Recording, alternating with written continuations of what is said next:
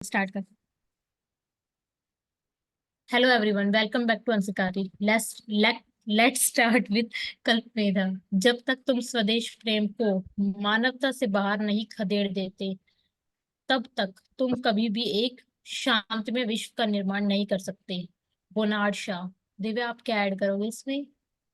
यह स्वदेश प्रेम को इस तरह से दिखाया गया है कि सिर्फ अपने निजी हित या फिर के बारे में सोचना और मानवता के बारे में नहीं सोचना। इसके बारे में अगर हम चर्चा करें तो रशिया यूक्रेन वॉर हो, इसराइल हमास या ईरान के साथ हो, या फिर जब हम चाइना और ताइवान की बात करते हैं, इनके बीच कि अपने निजी हित या जमीन के लिए मानवता को कितने लोग मर रहे हैं, किन के साथ क्या हो रहा है, इस सारी परिस्थितियों को पीछे छोड़कर सिर्फ अपने हित के बारे में सोचना। जब तक हम स्वदेश प्रेम को छोड़कर यानी खदेड़ कर बाहर नहीं निकाल देते, तब तक हम शांति में विश्व का निर्माण नहीं कर सकते। तो उसके लिए जरूरी है कि मानवता का होना, ताकि विश्व स्तर पर शांति बनी रहे और सबके लिए इक्वालिटी का भाव रहे और सबको जीने का अधिकार प्रदान मिले। मतदान गिरने से सभी दलों में हलचल। तो देखा गया है कि किस तरह से 2024 के मतदान, जो पहले चरण का मतदान है वो हो गया, लेकिन अगर जब हम 2019 से कंपेयर करते हैं, 2014 के मतदान से कंपेयर करते हैं, तो उसके कंपेरेटिवली कम मतदान हुआ है। जैसे कि 16 करोड़ से अधिक मतदान पात्र थे, लेकिन सिर्फ 65.5% मतदान का उपयोग हुआ। जब हम 2019 की बात करते हैं तो उसमें 69.50% से कम का मतदान हुआ था, मतलब 4% मतदान घटा है। किस तरह से उसको बढ़ाया जाए कि चरणबद्ध तरीके में मतदान कराया जाए, इसके लिए अलग अलग प्रकार की योजनाएं चलाई गई। मोबाइल ऐप के मुताबिक बात करें तो प्रथम चरण में 11 राज्यों और केंद्र शासित प्रदेशों में 19 अप्रैल को प्रथम चरण के माध्यम से मतदान होना था। जब देखा जाता है कि किस तरह से मतदान संख्या घटती जा रही है, तो उसका दो कारण हो सकते हैं कि एक, किस तरह से पर्यावरण में निरंतर परिवर्तन आ रहा है उसकी वजह से। दूसरा है कि राजनीति के प्रति असंतोष की भावना मन में होना, जिसकी वजह से जो मतदान है उसकी गणना कम पाई गई है। जब हम देखते हैं कि शहरों की बजाय गांवों में अधिक मतदान होता था, लेकिन इस बार देखा गया है कि गांव के लोग भी मतदान करने के लिए अत्यधिक प्रोत्साहित नहीं दिखे और बहुत कम मतदान हुआ। तो उसको किस तरह से बढ़ाया जाए, उसके लिए चीफ जस्टिस ऑफ इंडिया के द्वारा भी कहा गया है कि सभी लोगों को अपने मत अधिकार का प्रयोग करना चाहिए। प्रधानमंत्री द्वारा भी कहा गया है कि किसी भी पार्टी के वोट डालिए, लेकिन अपने मतदान का प्रयोग कीजिए, क्योंकि एक सक्रिय और लोकतंत्र में अनिवार्य है कि सभी व्यक्तियों द्वारा या फिर अधिकतर व्यक्तियों द्वारा अपने मतदान का प्रयोग किया जा सके। जब हम 2014 के चुनाव से कंपेयर करते हैं, तो वहां पर भी 69% मतदान देखने के लिए मिला था पहले चरण में, जो कि 2024 का 19 और 14 दोनों के मतदान से कम है। वही हमें कुछ ऐसी जगह भी देखने के लिए मिलती है जहाँ पहली बार 77 साल में मतदान हुआ।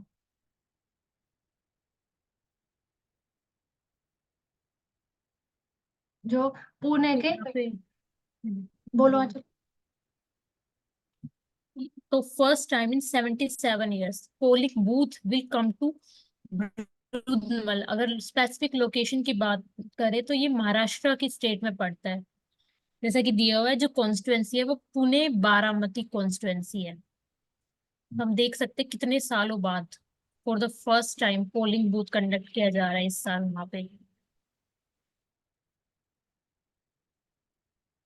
बस्तर में नक्सलों की धमकी की परवाह न करते हुए ग्रामीणों ने मतदान किया। तो यहाँ देखने के लिए मिला कि किस तरह से, जब हम बस्तर छत्तीसगढ़ जिले की बात करते हैं, तो बस्तर एक नक्सलवादी प्रभावित जिला है, जहाँ माओवादियों ने चुनाव के बहिष्कार का आह्वान किया था, लेकिन उसके बावजूद भी वहां के लोगों द्वारा मतदान किया जा रहा है। जैसे कि जब हम सुकमा जिले की बात करते हैं, जो माओवादियों का गढ़ माना जाता है, वहां पर एक गांव को छोड़कर अन्य जो सीमित गांव हैं, उनके द्वारा मतदान किया जा रहा है। जैसे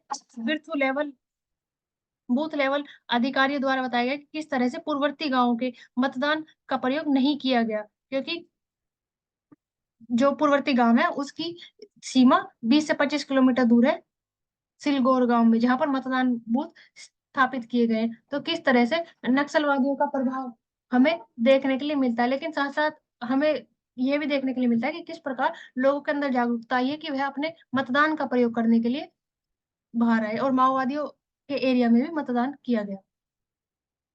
सुकमा जिले से मुख्यालय से 150 किलोमीटर दूर घने जंगलों में स्थापित पूर्ववर्ती नक्सली खतरे और भौगोलिक परिस्थितियों के कारण वहाँ विकास के कार्य की जो सुविधाएं हैं या फिर जो बुनियादी सुविधाएं होनी चाहिए उनकी वजह से वंचित क्षेत्र हमें वहां देखने के लिए मिलता है।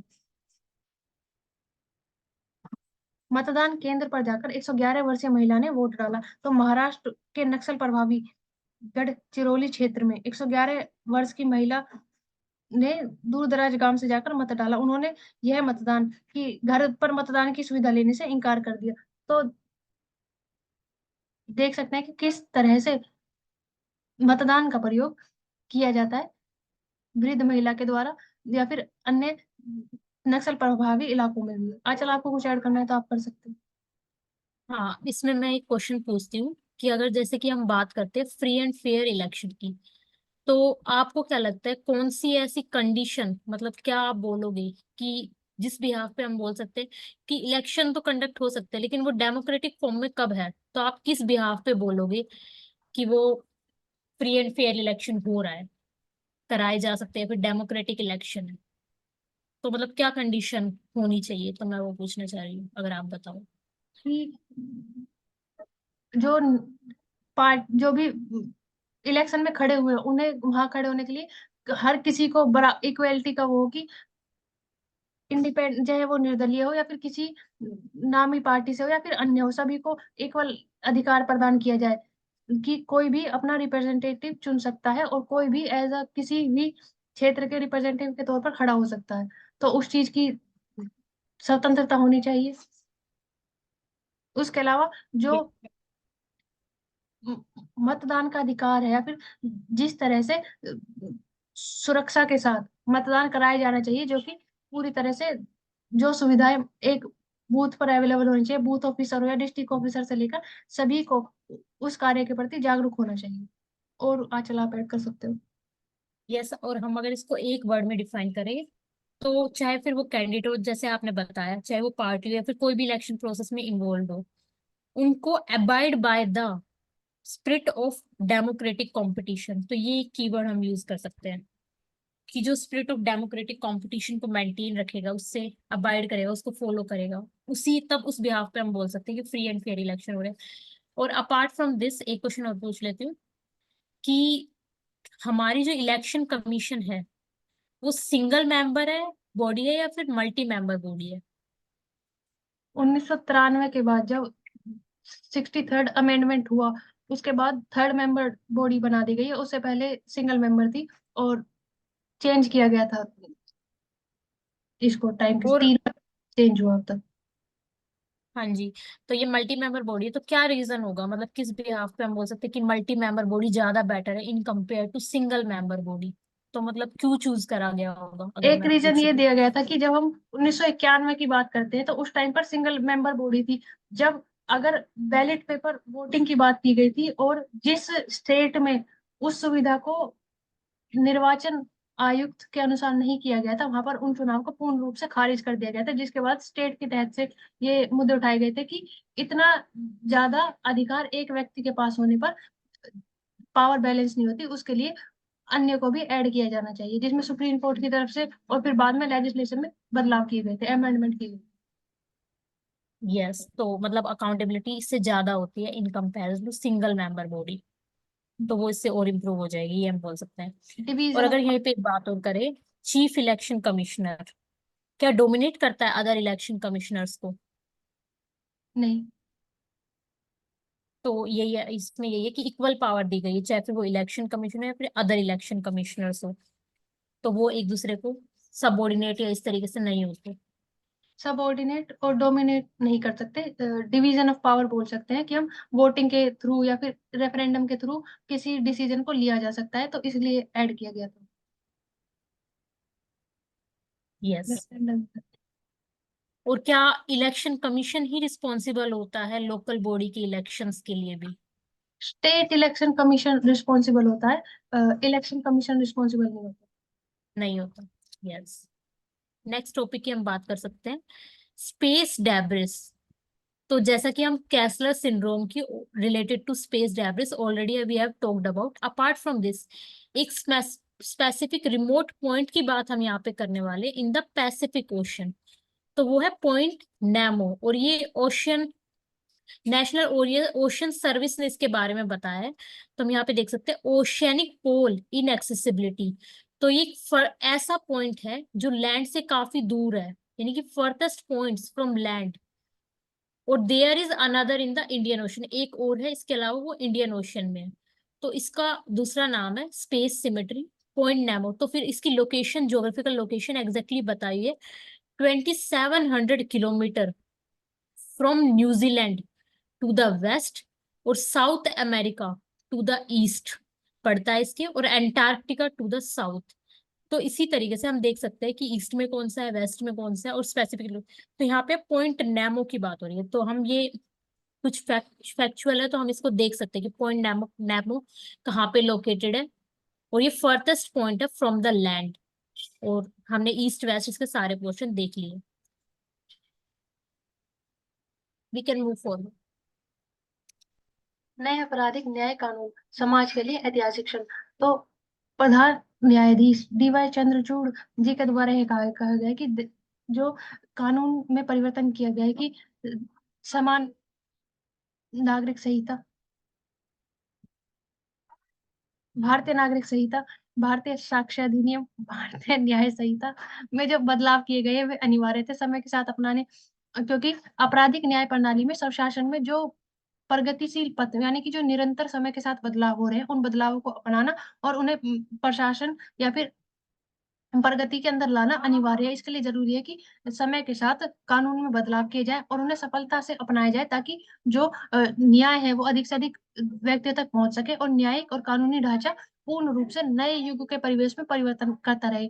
ताकि जब हम देखते हैं कि संविधान में भी इस प्रकार के आधार दिए गए हैं कि किस तरह से संविधान संशोधन के माध्यम से हम नई नीतियों को अपना सकते हैं, उसी प्रकार से आपराधिक न्याय प्रणाली में भी बड़े महत्वपूर्ण बदलाव अनिवार्य थे। तो उनके लिए हमें तैयार रहना चाहिए। समाज में इस तरह के ऐतिहासिक क्षण दर्शाते हैं कि किस प्रकार से हम कानून, समाज और दिन प्रतिदिन और निरंतर समय के साथ कानूनों को और प्रभावी बनाते हैं। जैसे हिट एंड रन केस हो गया या फिर जो अन्य संबंधित कानून हो गए, वो अभी लागू नहीं किए गए लेकिन उन्हें अब लागू किया जाएगा और यह अनिवार्य है, ताकि समय के साथ प्रगतिशील पथ पर निरंतर रहा जा सके।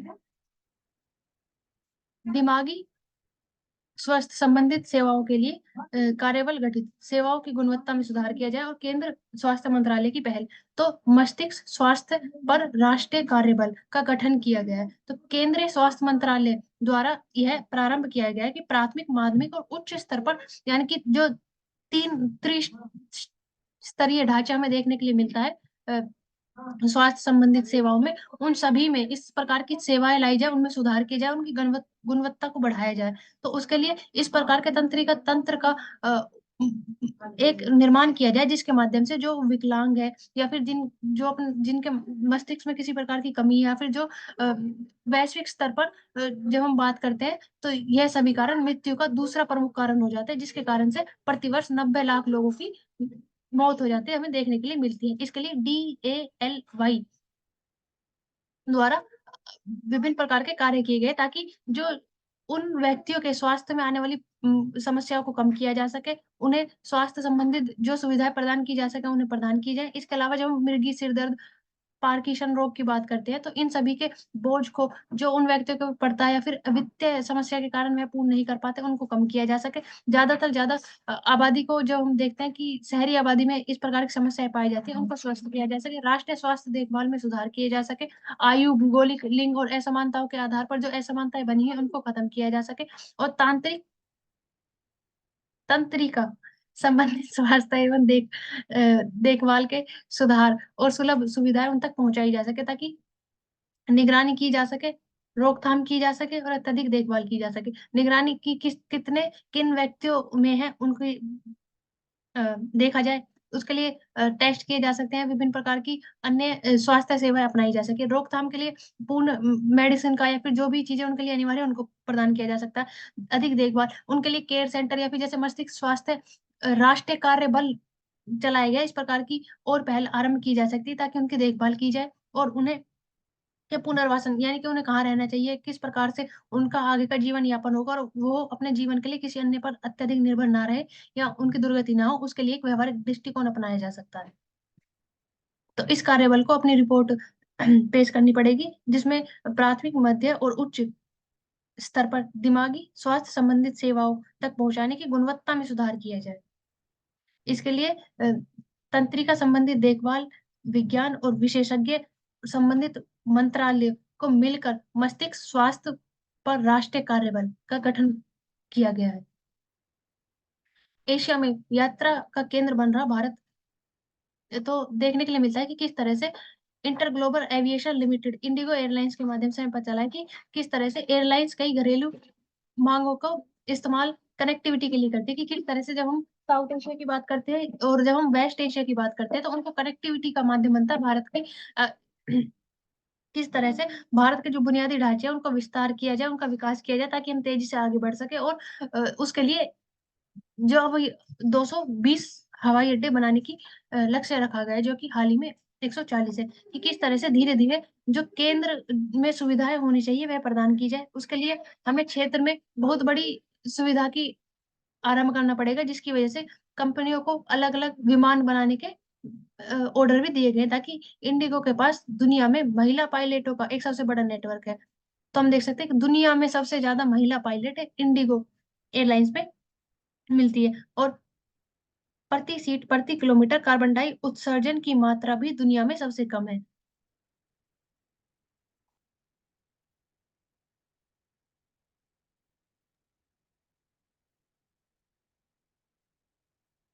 Next is what is ground level ozone. तो अगर हम ओजोन की बात करें, ozone is a gas, it is made up of 3 atoms of oxygen. लेकिन अगर हम इसकी बात करें तो ये गुड और बैड दोनों तरीके से हो सकती है। तो ये डिपेंड करता है कि हेल्थ और एनवायरनमेंट पे इसका कैसे इम्पैक्ट पड़ रहा है। तो अगर यहीं पे हम बात करते हैं ग्राउंड लेवल ओजोन की, तो it is a bad ozone. और हम इसमें बोल सकते हैं कि क्यों, because it impacts our health. और पर्टिकुलरली अगर बोले कि हेल्थ प्रॉब्लम्स इसी की वजह से, चाहे फिर वो चिल्ड्रन में हो, एल्डरली में हो, जैसे लंग डिजीज की हम बात करते हैं, वो इस वजह से होता है। तो इसमें ऐसा कौन सा कंपोनेंट किसके इंटरेक्शन से बनती है जिसकी वजह से ये इतनी ज्यादा बैड इसको बोला जाता है, जिसकी वजह से। तो यहाँ पे हम बात करें, it is the interaction between nitrogen oxide and volatile organic compounds. और ये कहाँ से एमिट होते हैं? व्हीकल से, पावर प्लांट से, फैक्ट्रीज से, अदर कंबशन सोर्सेज से। तो in the presence of sunlight, तो ये इसका की कंपोनेंट है कि प्रेजेंस ऑफ सनलाइट में ही ये बन पाता है। तो इसके काफी सारे थ्रेट्स है, जैसे ऑलरेडी हम बता चुके हैं। तो apart from already share chest pain, coughing, throat irritation and conjunction. तो यहीं पे अगर मैं बात करूं पॉजिटिव ओजोन की, यानी कि मतलब गुड ओजोन की, तो वो मिलती, उसका नाम है स्ट्रेटोस्फेरिक ओजोन। और why it is called good ozone? Because it protects living things from ultraviolet radiations from the sun, इसलिए उसको बोला जाता है good ozone. Divya, if you want you can add up. जब नाइट्रोजन ऑक्साइड की बात करते हैं तो N2O, और जब ओजोन की बात करते हैं तो O3 से इसको रिप्रेजेंट किया जाता है। ओजोन डे 16 दिसंबर को मनाया जाता है, और उसके लिए क्लोरोफ्लोरोकार्बन, जिसकी वजह से ओजोन का डिप्लीशिएशन देखने के लिए मिला था, 1986 में उस पर रोक लगा दी गई थी।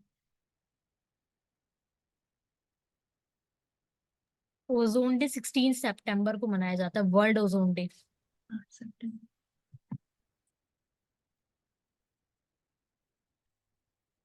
दवा नियामकों को कामकाजी की समीक्षा जरूरी। तो हाल ही में हमें देखने को मिला है कि किस तरह से नकली दवाइयों का या फिर अलग अलग कंपनियों द्वारा प्रचार करने के माध्यम से, या फिर जो हम आयुर्वेदिक औषधि बोलते हैं उनको गलत तरीके से व्यक्तियों तक पहुंचाया जा रहा है। तो किस तरह से उसमें संशोधन किए जाए, या किस तरह से जो गलत प्रचार हमें देखने को मिलता है उनको रोका जाए, या फिर किन किन कानूनों के माध्यम से इन सब के ऊपर रोक लगाई जा सकती है।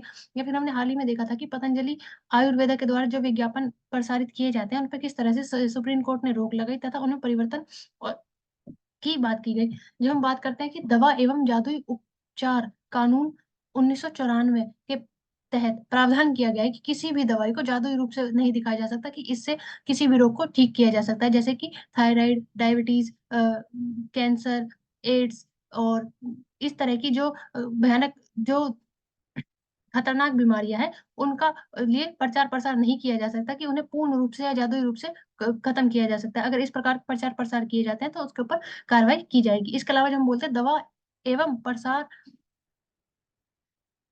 प्रसाधन कानून 1940, जिसके तहत नियम बनाए गए थे 1945 में कि 1954 में बने कानून के माध्यम से दवाइयों के जो विज्ञापन होते हैं उन पर रोक लगाई जा सके, जिन रोगों के इलाज को लेकर विशेषज्ञ या विज्ञापन देने के लिए कहा गया है कि किस तरह से उनको रोका जाए। इसके अलावा जब हम भारत में दवाई प्रसाधन मेडिकल उपकरण की बात करते हैं, उससे संबंधित उत्पादों के लिए उत्पादक उत्पादन, वितरण और बिक्री के माध्यम से 1940 के कानून के अंतर्गत नियम बनाए गए हैं, जिसमें हम 2018 में संशोधन के माध्यम से परिवर्तन किए गए थे, जिसके तहत जोड़ा गया था कि स्वास्थ्य संबंधी दवाइयों पर विज्ञापन जारी करने से पहले सभी विभाग संबंधित विभाग से अनुमति लेनी होगी। लेकिन हमें देखने के लिए मिलता है कि उसकी पूर्ण मानना नहीं देखी जाती कि किसी के द्वारा जो संबंधित विभाग से अनुमति नहीं ली जाती, और इस प्रकार के प्रचार निरंतर देखने के लिए मिलते हैं। उनको किस तरह से कम किया जा सके। न्यूट्रो टिकल्स और फूड सप्लीमेंट वह क्षेत्र है जिस पर फोकस करने की जरूरत है, क्योंकि हमें देखने के लिए मिलता है कि इनके माध्यम से अलग अलग प्रकार से प्रचार किया जाता है। ऑनलाइन हो, यूट्यूब के माध्यम से, इंस्टाग्राम के माध्यम से, इन्फ्लुएंसर के माध्यम से विभिन्न प्रकार के स्वास्थ्य संबंधित उत्पादकों का प्रचार किया जाता है, जिसकी वजह से जो स्वास्थ्य के लिए हानिकारक है, जिनके ऊपर रोक लगानी अनिवार्य है। इसके अलावा जब हम पतंजलि की बात करते हैं तो 2018 में रामदेव द्वारा HIV एड्स को लेकर दवाई का दावा करने का सवाल उठा था, जिसके ऊपर रोक लगा दी गई थी, लेकिन उसके बाद भी हमें उस पर कोई प्रक्रिया होती हुई नहीं दिखती, जिसकी वजह से इन कानूनों को लेकर पर्सन खड़े होते हैं कि किस प्रकार से यह पूर्ण तरह कानून होने के बाद भी लागू नहीं हो पाते, या फिर किस तरह से इस प्रकार के जो कार्य हमें देखने के लिए मिलता है उनको रोका जाए। इसके अलावा जब हम केरल के स्वास्थ्य एवं RTI कार्यकर्ताओं की बात करते हैं तो उसमें देखने के लिए मिलता है कि राज्य द्वारा लाइसेंस प्राधिकरण को लिखा गया था कि वह बताए कि किन विज्ञापनों को हटवाया जाए, किन के माध्यम से जैसे प्रयोग ना किया जाए, या फिर किन के द्वारा जो 100% इलाज की बात करते हैं उनको रोका जा सके। इसके तहत निम्न कानून की धारा विशेष के अंदर लिखा गया था कि किस तरह से इस प्रकार के प्रचार प्रसार करना पूर्ण रूप से अवैध है। तो देख सकते हैं कि किस तरह से नियम होने के बावजूद भी उनका पूर्ण रूप से पालन ना होने के कारण, या फिर नियम निरंतर ऑनलाइन हो, या फिर जो कंपनियां हैं उनके द्वारा अपने मुनाफे के लिए इस प्रकार के इलाज बढ़ा चढ़ाकर विज्ञापन देना के गलत तरीके के माध्यम से लोगों की स्वास्थ्य के साथ खिलवाड़ किया जा रहा है, उसको किस तरह से रोका जाए तथा उन पर किस तरह से नियंत्रण लगाया जाए। इसके लिए जरूरी है कि फार्मास्यूटिकल को लाइसेंस और उनकी एक सीमित रखा जाए। जो जेनरिक मेडिसिन है उनके लिए भी नियमबद्ध कानून बनाए जाए, ताकि किसी एक फॉर्मूले के ऊपर डिपेंड होकर या फिर किसी एक कंपनी के माध्यम से जो शेयर पहले डॉक्टर को दिया जाता था वो मेडिकल स्टोर वाले को ना देकर उसी का अधिक प्रचार ना किया जाए, ताकि फिर से मार्केट में इस प्रकार की खराब दवाइयों का वितरण प्रारंभ बना हो। उन सभी के ऊपर रोक लगाई जाए, और जो भी कानून दवाइयों के विज्ञापन से संबंधित है उनको पूर्ण रूप से पालन किया जाए।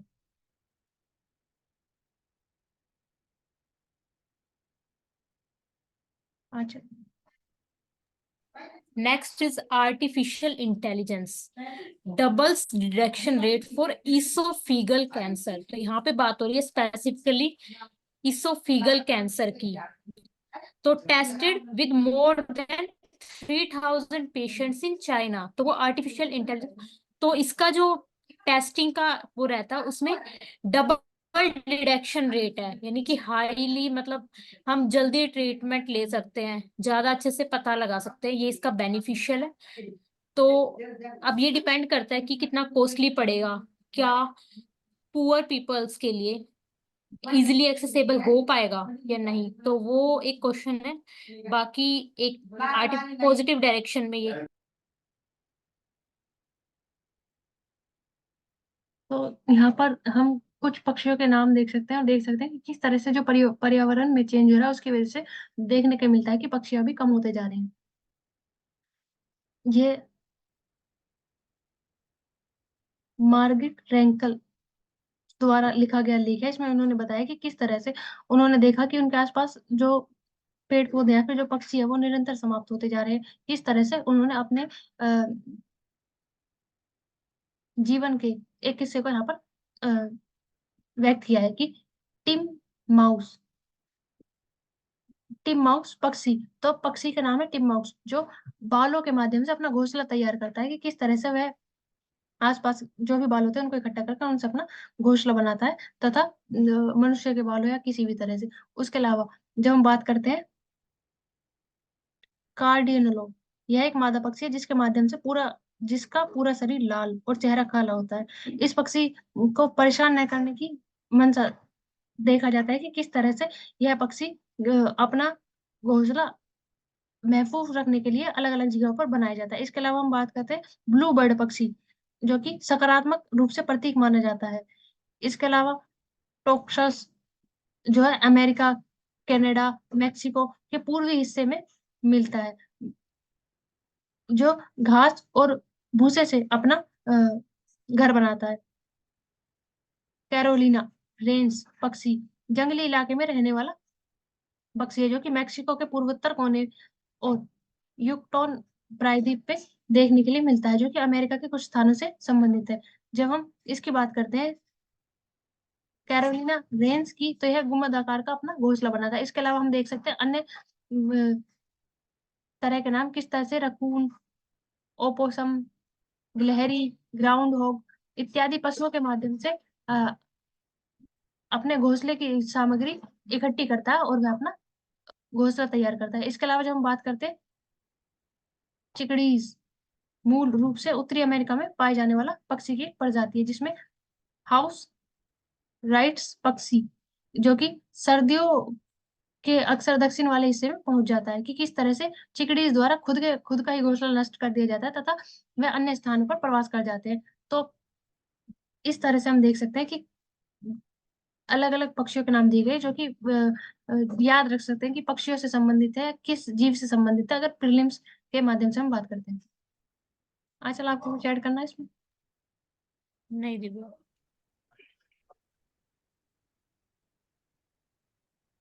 नेक्स्ट अगर हम बात करें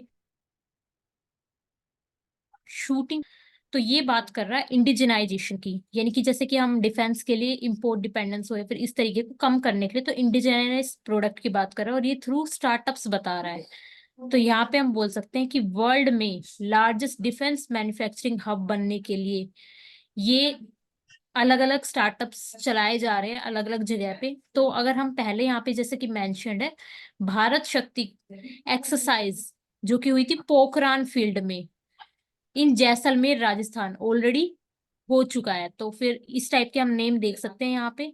नेक्स्ट अगर हम बात करें तो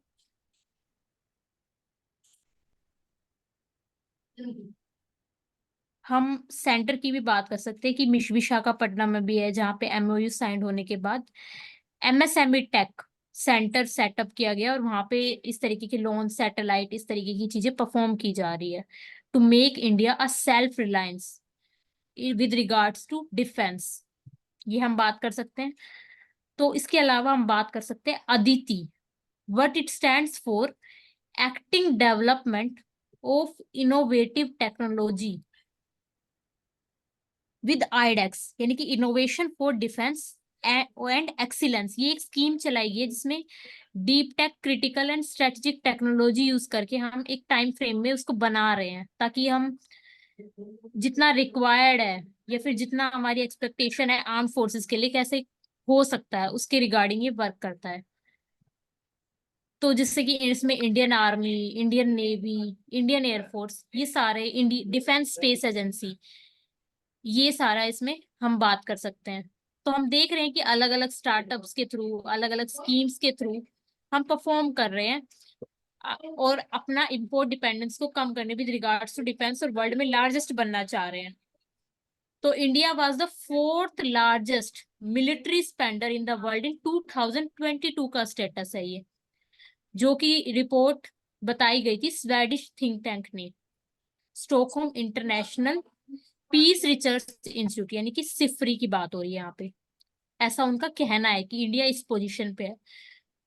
तो अगर हम इसी उसमें पहुंच जाए तो सेकंड या थर्ड पोजीशन पे भी हम आने वाले टाइम में आ सकते हैं, ये हम बोल सकते हैं। दिव्या, अगर आप इसमें ऐड करना चाहो तो बोल सकते हो। नहीं, we can move forward. Plastic से भी ज्यादा खतरनाक है माइक्रोप्लास्टिक। तो 22 अप्रैल को अर्थ डे मनाया जाता है। हम देखा कि उसकी थीम रखी गई थी पृथ्वी वर्सेस प्लास्टिक। किस तरह से पृथ्वी के ऊपर निरंतर प्लास्टिक बढ़ती जा रही है, तो किस तरह से उसको रोका जाए, क्योंकि प्लास्टिक माइक्रो प्लास्टिक की फॉर्म में निरंतर हर जगह पहुंच गई, यहाँ तक कि मनुष्य के शरीर तक हमें देखने के लिए मिलता है किस प्रकार से उनके द्वारा ग्रहण किए जाने वाले भोजन, पानी, सभी के माध्यम से प्लास्टिक माइक्रो फाइबर, जो कि छोटे छोटे टुकड़ों और फॉर्म में होती है, वो सम्मिलित होती है। जब हम पृथ्वी दिवस की बात करते हैं तो इसकी शुरुआत 22 अप्रैल 1970 को अमेरिका सीनेट गोराल्ड नेल्सन द्वारा की गई थी, जो कि पहली बार इस तरह का आयोजन किया गया था। जब हम मानव ग्रह की बात करते हैं तो किस तरह से यह निरंतर बढ़ता जा रहा है। जब हम हर साल 30 करोड़ टन प्लास्टिक कचरा फैला रहे हैं, किस तरह से उसको नियंत्रित किया जाए या फिर किस तरह से उसको पुनर्चक्रित किया जाए, ताकि समुद्रों में या फिर पृथ्वी पे इसका इतना अधिक प्रभाव को कम किया जा सके। जब हम ब्रिटेन सहित अन्य 50 देशों की बात करते हैं तो 2040 तक प्रदूषण को समाप्त करने के लिए उन्होंने एक तरह का आह्वान किया है कि किस तरह से हम प्लास्टिक की समस्या से मुक्ति पा सकते हैं। कि माइक्रो प्लास्टिक आमतौर पर 5 मिलीमीटर से छोटे टुकड़े होते हैं। जब हम माइक्रो प्लास्टिक उसे कहते हैं, लेकिन कुछ टुकड़े इससे भी छोटे होते हैं जिसे हम नैनो स्केल पर माप सकते हैं, तो उसे हम नैनो प्लास्टिक कहेंगे। तो ये प्लास्टिक बारीक महीन कण होते हैं जो किसी भी चीज में पहुंच सकते हैं, जिसे हम खाते समय, सांस लेते समय अपने अंदर ग्रहण कर लेते हैं। पृथ्वी पर मौजूद हर व्यक्ति के अंदर औसत हर साल 50,000 से ज्यादा प्लास्टिक कण का उपभोग करते हैं। प्लास्टिक की बोतल जिसके माध्यम से हम पानी पीते हैं, उसके माध्यम से भी हमारे शरीर के अंदर विभिन्न प्रकार के माइक्रोप्लास्टिक चले जाते हैं। इसके अलावा जब हम देखते हैं कि अमेरिका में साल 2022 में पड़ताल से पता किया गया किस तरह से सीवेज की गाद का प्रयोग, जो कि खाद के रूप में किया जाता था, उनके माध्यम से जो खेत है उनके अंदर भी माइक्रो प्लास्टिक के कण पहुंच गए हैं, जो कि 80,000 वर्ग किलोमीटर खेती योग्य भूमि को दूषित कर चुके हैं। और इसके अलावा देखने के लिए मिल रहा है कि किस तरह से यह प्रक्रिया निरंतर बढ़ती जा रही है, और जो खेती योग्य भूमि थी उसको यह निरंतर नष्ट करते जा रहे हैं। तो उसको किस तरह से सुधारा जाए, और माइक्रो प्लास्टिक जो कि भूमि, जल, वायु सभी जगह फैल चुकी है, उसको किस तरह से रोका जाए, क्योंकि इसमें हानिकारक केमिकल मौजूद होते हैं जो कि अगली पीढ़ी में भी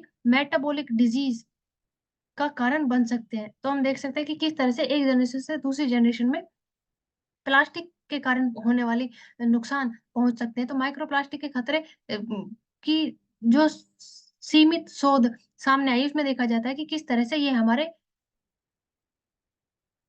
एंडोक्राइन ग्रंथ में, जो कि हार्मोन पैदा करने वाली ग्रंथि होती है, उसमें के काम करने की प्रक्रिया में समस्या उत्पन्न करता है, जिसकी वजह से हमें नुकसान देखने के लिए मिलता है। कि किस तरह से इस अध्ययन में आया कि मनुष्य और अन्य जीवों के स्वास्थ्य पर जो दुष्प्रभाव पड़ रहा है उसका कारण माइक्रो प्लास्टिक है। इसके अलावा प्रकृति में हितैषी वस्तुओं का इस्तेमाल करने की जरूरत है, ताकि इन प्रयोगों को रोका जा सके। कि प्लास्टिक का प्रयोग निरंतर बढ़ता जा रहा है, उसको किस तरह से कम किया जा सके। प्लास्टिक का उपयोग, प्लास्टिक की बोतल, थैली या फिर किसी भी प्रकार का जो प्रयोग किया जाता है उनको किस तरह से रोका जाए, क्योंकि हाल ही में भारत द्वारा अ, प्लास्टिक के ऊपर प्रतिबंध लगाया गया था, लेकिन उसमें पूर्ण रूप से हमें देखने के लिए नहीं मिलता कि किस तरह से इन अवसरों के माध्यम से किया जाए, और इसके अलावा किस तरह से अधिक पेड़ पौधों को लगाया जाए, तथा उसके लिए मनुष्य को जागरूक किया जाए। नेक्स्ट, अगर हम इसी आर्टिकल को और आगे लेके चले तो कुछ यूनिक पॉइंट्स हम देख सकते हैं कि अगर हम सिंगल यूज प्लास्टिक की बात की जाए तो चाहे फिर वो फूड हो, बेवरेजेस हो, तो वहां पे 31% इसका यूज हो रहा है। बोतल और कंटेनर कैप्स में 60% यूसेज है। प्लास्टिक बैग में 11%, स्ट्रोस, स्ट्रीयर्स, ब्रीवेजेस, बोटल्स और कंटेनर्स में 7%। तो हम देख सकते हैं कि ऐसा बोला जा रहा है कि 99% ऑफ टॉयज आर प्लास्टिक, और plastic take up to 1000 years to decompose. तो हम देख सकते हैं कितना ज्यादा लंबा समय लगेगा। इसलिए बोला जाता है कि हमें प्लास्टिक को बैन कर देना चाहिए, उसको रिड्यूस कर देना चाहिए, इतने एक्सेस में यूज नहीं करना चाहिए। तो environmental degradation from plastic arises from, कैसे? तो हम उसको डिस्पोज कर देते हैं, उसके इंसिनरेशन से टॉक्सिक मतलब एयर और वाटर पॉल्यूट होता है, ये हम ऑलरेडी डिस्कस कर चुके हैं, माइक्रोप्लास्टिक की हम बात कर चुके हैं। नेक्स्ट इज हार्मफुल केमिकल जो रिलीज होते हैं, उससे भी होता है। उसके अलावा इकोसिस्टम डिसरप्शन से भी होता है। इसके अलावा अगर हम कुछ सॉल्यूशंस की बात करें, जैसे कि हमने प्लांट्स लगाने की already we have discussed. Apart from this, उससे पहले हम बात करते हैं Vedanta philosophy, that is true nature of happiness, यानी कि आनंद की बात हो रही है, bliss of self, more material consumption and prosperity does not necessarily increase happiness, यानी कि हमें अपने एनवायरमेंट को सेफ रखना चाहिए, उसको रिड्यूस, रीयूज, रिसाइकिल और सर्कुलर इकोनॉमी को एडॉप्ट किया जाना चाहिए। अगर हम वेदांता फिलोसफी को भी देखें तो वो यही बोल रहा है कि जरूरी नहीं है हम किसी को ज्यादा कंज्यूम करके उससे हमें कोई फायदा होगा, फिर वो एक ब्लिस की पोजीशन है, वो नहीं है। वो शॉर्ट टर्म है, लॉन्ग टर्म में उसका हैवी इम्पैक्ट पड़ेगा। अपार्ट फ्रॉम दिस, हम बायोमिमिक्री एक वर्ड यूज कर सकते हैं। What was it? It is the practice of learning from and mimicking the strategy found in nature to solve human design challenges से deal करने के लिए। तो हम यहाँ पे बायोमिमिक्री इस टाइप का वर्ड ऑलरेडी पूछा भी जा सकता है, और हम मेंस में भी कोट कर सकते हैं कि that economy is a subset of ecology. तो ये एक हम याद रख सकते हैं कि economy is a subset of ecology. So waste एक ह्यूमन कंसेप्ट है, तो वो एग्जिस्ट नेचर में करता है, लेकिन वो नहीं करने देना चाहिए, तो हमें कुछ ऐसे स्टेप्स लेने पड़ेंगे। नेक्स्ट हम बात कर सकते हैं स्वीपिंग बैन, और जैसे कि हम बात कर रहे हैं कि प्लास्टिक को बैन करने की, उसी तरीके से नॉन एसेंशियल प्लास्टिक को, जैसे स्ट्रोज होती है जो हमने ऑलरेडी अभी डिस्कस भी किया था कि अराउंड 11% उससे होता है प्लास्टिक पोल्यूशन। यूटेंसिल्स को अवॉइड कर देना चाहिए। टैक्सेशन लगा दिया जाए अगर प्लास्टिक पे, तो कई हद तक वो भी कम हो जाएगा। प्लास्टिक फ्री जोन्स बना देने चाहिए कि zero waste living, sustainable consumption practice हो। Apart from this, incentivize innovation to business and entrepreneurs developing solutions for plastic, वहां से हमें कुछ लेना चाहिए। कम्युनिटी लेड इनिशिएटिव होना चाहिए, क्लीन अप प्रोजेक्ट चलाए जाने चाहिए।